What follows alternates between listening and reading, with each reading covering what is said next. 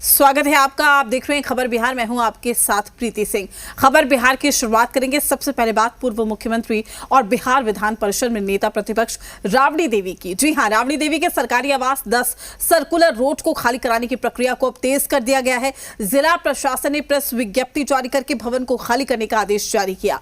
15 दिनों की मोहलत के बाद आगे की कार्रवाई की जाएगी। आपको बता दें कि भवन निर्माण विभाग ने राबड़ी देवी को नया सरकारी आवास 39 होर्डिंग रोड आवंटित किया है। भवन निर्माण विभाग के अनुरोध पर विचार नहीं होने के बाद जिला प्रशासन सक्रिय हो गया है। प्रशासनिक अधिकारियों और पुलिस टीम ने 10 सर्कुलर रोड पहुंचकर नए आवास में जाने का अनुरोध किया। प्रशासन ने स्पष्ट किया है कि 15 दिनों के बाद नियमानुसार आगे की कार्रवाई की जाएगी।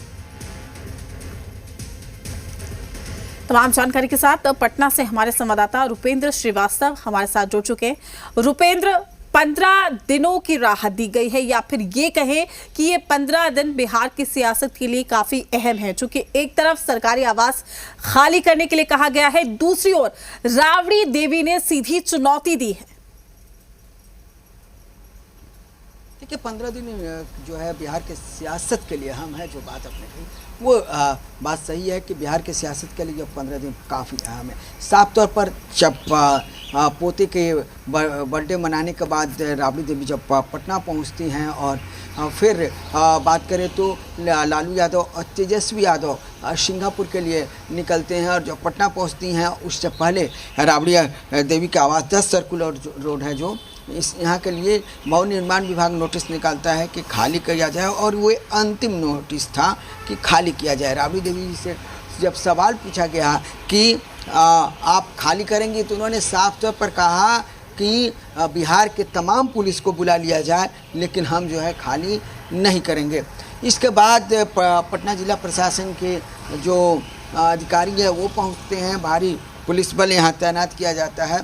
उसके बाद बहुत देर तक वार्ता होती है और फिर जिला अधिकारी की तरफ से एक नोट जारी किया जाता है कि उसमें साफ तौर पर यह लिखा जाता है कि 15 दिनों तक का जो है खाली करने के लिए अब 15 दिन के बाद कार्रवाई की जाएगी।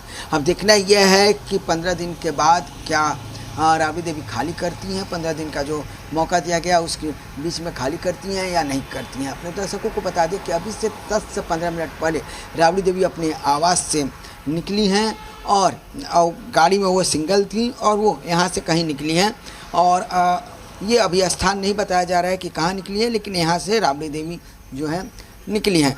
काफ़ी जो है राबड़ी देवी के चेहरे पर टेंशन दिख रहा था। तो अब राबड़ी देवी का आने का इंतज़ार है कि राबड़ी देवी कब आती हैं, लेकिन ये तो साफ है कि 15 दिनों तक जो है बिहार की राजनीति जो है इस आवास को लेकर जरूर काफ़ी गर्म रहेगी। और बात करें तो राबड़ी देवी के लिए दूसरा आवास आवंटित कर दिया गया है। जब बिहार के मुख्यमंत्री सम्राट चौधरी जब उस समय उप मुख्यमंत्री थे, उस समय ही ये आदेश, पहला आदेश जारी किया गया था, और उसके बाद जो है अब जो है तीसरा आदेश जो है भवन निर्माण विभाग की तरफ से जारी कर दिया गया है। साथ ही देखा जाए तो यहाँ पर जो पशुपालन डेयरी मंत्री हैं उनको ये 10 सर्कुलर रोड जो है आवंटित कर दिया गया है। अब देखना ये है कि 15 दिनों का जो समय सीमा दिया गया है उसके भीतर राबड़ी देवी इस आवास रुपेंद्र, ये एक सरकारी प्रोसीजर है और बिल्कुल उसी प्रोसेस के साथ जो है आगे बढ़ा जा रहा है। 3 बार अनुरोध कर लिया है, लेकिन इस तरीके का जब रिस्पांस मिलता है और ख़ास करके जब लोग इस पद पर हों, जब लोग कहीं ना कहीं समाज को एक सकारात्मक संदेश, एक प्रेरणादायक स्रोत के रूप में मैं कह सकती हूँ, चूँकि कहीं ना कहीं अब इस पूरे मुद्दे को लेकर जिस तरीके की सियासत हो रही है, जिस तरीके की चुनौती राबड़ी देवी देती हुई नजर आ रही है, ऐसे में एक नकारात्मक, एक नेगेटिव मैसेज कहीं ना कहीं जाता है। जी जरूर एक नेगेटिव मैसेज जाता है। और साफ तौर पर बात करें तो बिहार का मामला नहीं है।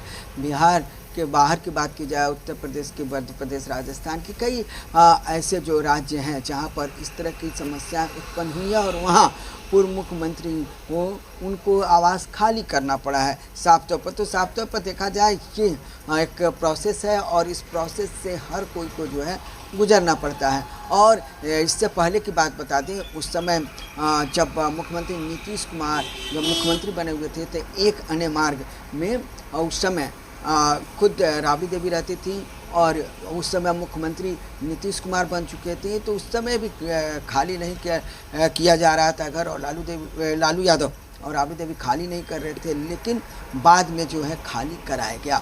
तो वही स्थिति। लेकिन जब आप सीएम को एक खुली चुनौती देते हैं, आप अपने राज्य के मुखिया को इस तरीके से खुली चुनौती देते हैं, तो वो कितना सही है? क्या ये जायज है?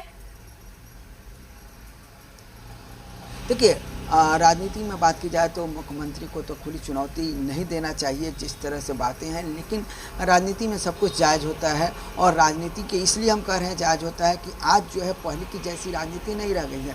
जो आज से 30 साल 4 साल पहले जिस तरह से राजनीति होती थी, जिस तरह राजनीति में सम्मान दिया जाता था, वो स्थिति अब नहीं है। अब हर कोई एक दूसरे को चैलेंज देता है, और यही कारण है कि राबड़ी देवी ने चैलेंज किया है। लेकिन ये चैलेंज करना जो है एक तरह से देखा जाए तो उचित नहीं है, लेकिन अब राजनीति में सब कुछ हो रहा है, तो इसको लेकर वो साफ तौर पर अब यहाँ तक ये भी खबरें मिलने आ रही हैं कि आरजेडी उसको लेकर एक बैठक भी करेगी, आरजेडी इसको लेकर आंदोलन पर भी उतर सकती है। इस तरह की भी खबरें जो है सामने आ रही है, लेकिन ये पुख्ता रूप से अभी सामने नहीं आई है, लेकिन अंदर खाने में ये बातें चल रही है आरजेडी में कि अगर ऐसी स्थिति उत्पन्न हुई तो आरजेडी के लोग सड़क पर उतर जाएंगे। चलिए ठीक है रुपेंद्र, देखना लास्ट में हो जाता है कि 15 दिन बाद क्या कुछ एक्शन लिया जाता है। शुक्रिया आपका तमाम जानकारी साझा करने के लिए। अपडेट हम आपसे लेते रहेंगे। तो विधान परिषद की 10 सीटों पर होने वाले चुनाव को लेकर बिहार में सियासी गतिविधियां तेज हो गई। जेडीयू में भी चुनाव को लेकर रणनीति बनाई जा रही है। इसी को लेकर आज पूर्व सीएम नीतीश कुमार ने अपने आवास पर पार्टी की अहम बैठक बुलाई है, जिसमें सीट बंटवारे, उम्मीदवारों के चयन, चुनावी रणनीति पर विस्तार से चर्चा होगी।